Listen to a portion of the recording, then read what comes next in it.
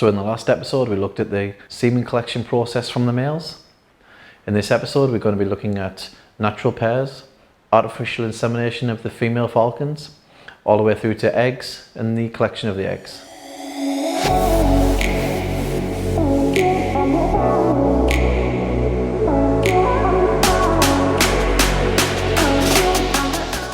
There's basically two ways to breed falcons. One is through natural pairs and natural copulation. The other is through voluntary artificial insemination. Here at the project, we breed a number of falcons each year by both means. We have natural pairs of Gyr falcons, peregrine falcons, and we also breed a number of hybrids of both Gyr and peregrine. We've got a keen focus at the farm on the conservation of the species. We're BARLI registered under the BARLI directive, where we've brought Gyr falcons back from the Middle East in order to breed and just to aid conservation. We produce the hybrid falcons via artificial insemination. You'll see here with the female peregrine, they welcome me into the aviary and they're looking to breed just completely naturally, very similar process to the males where they hand reared and accept me as their partner. The females stand for insemination. Here what you'll see is I'm using Gyr semen from the males which we collected earlier on today. The pairs we have, we breed purebred falcons, but with the imprints we're looking to breed hybrids. That's hybrids of the Gyr falcon crossed with the peregrine falcon.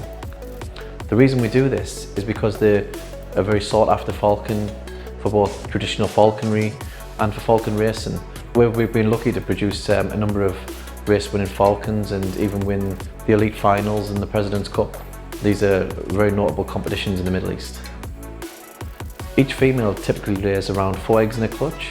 These eggs are then swapped with dummy eggs before being placed in an incubator for artificial incubation. When it comes to selecting female peregrines to breed from or to keep back in the project, I'm really fussy. I'm looking for something very specific, and it's generally something of the right shape, but it's all about, for me, the wide chest, the large back, the shorter tail, a really powerful peregrine which will dominate the sky. And when we fly the falcons, you can really see these sort of characteristics coming through.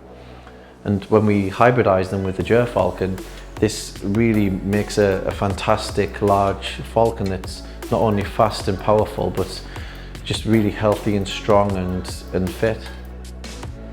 Similarly with the pairs, we're always looking to breed the best falcons we can.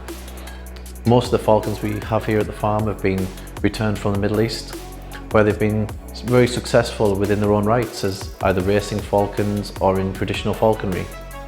When we pair the falcons, we're obviously looking at shape, size and temperament, and really putting together a pair that are going to bond and breed for a number of years and just become a happy, healthy breeding pair.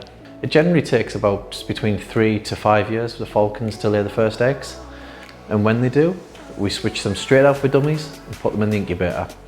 Now that might seem a little bit strange because obviously in the wild and even here they're capable of looking after their own eggs, but the thing is I just don't trust them. Okay, so it's a little bit tongue-in-cheek, but basically that's the process. What we find with falcons naturally is they're clumsy.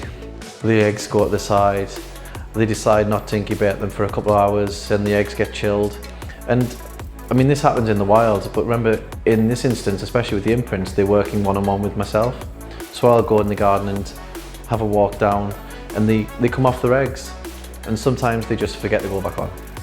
So we take that risk away by using artificial incubation. And in the next episode, we're going to head into the incubation room and I'm going to show you the whole process from start to finish.